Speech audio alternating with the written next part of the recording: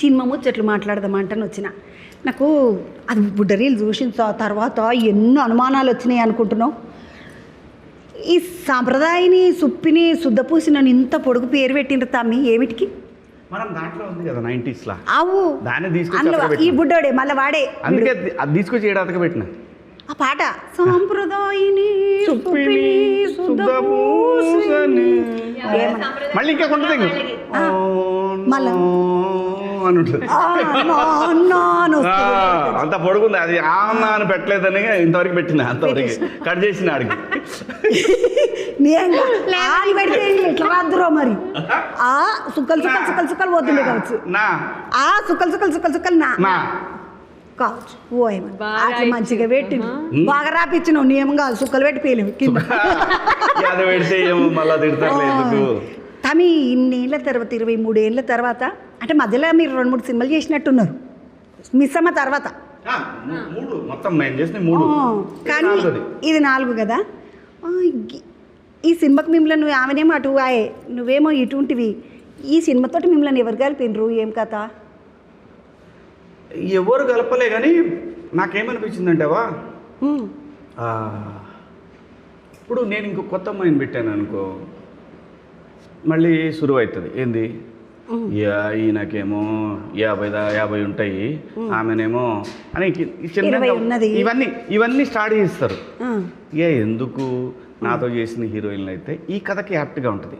నాకు ఒక కొడుకు వాడున్నాడు, లయ మమ్మల్ని ఇప్పుడు ఇది బిలీవబుల్గా ఉంది కదా, నమ్మడానికి ఈజీ కదా, పాత్రలకు కూడా కరెక్ట్గా న్యాయం జరుగుతుంది. అందుకని ఆలోచించి లయ గారు అయితే బాగుంటుంది కదా అని చెప్పి ఆమెకి ఫోన్ చేసి డైరెక్టర్ని పంపించి కథ చెప్పించినాం.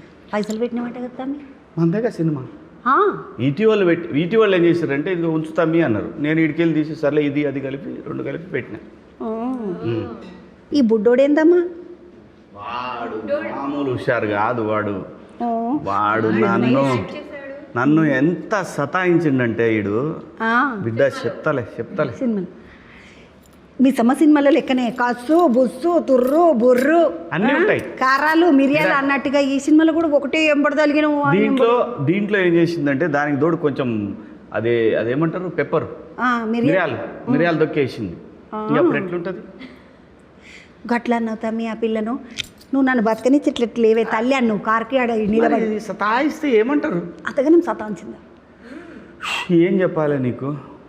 ఆమె ఉంది చెప్పలేం మనం. నీకు ఒకసారి మనం ఇద్దరం కలిసి మాట్లాడుకుందాం. సతాయించడం అంటే ఇప్పుడు మరి వద్దులే, ఇప్పుడు మేము అనిపిస్తుంది. చెప్పాలి వద్దులే అని ఇద్దరు ఒకటేసారి అంటే ఏమన్నా టైమింగ్లు ఉన్నారా? అందుకనే ఏం లేదా ఇక్కడ చిన్న లాజిక్, ఏం పెద్ద దీంట్లో రాకెట్ సైన్స్. టైం బాగుంటే టైమింగ్ కరెక్ట్గా ఉంటుంది అంతే.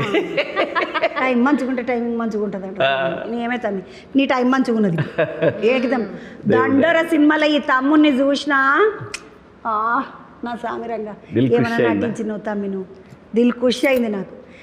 ఈయనను కోర్టు సినిమాలో చూసినప్పుడు బ్రాంచ్ ఇట్లుంటాడు అన్నట్టు ఎక్కి తొక్కుదాం అనిపించేది.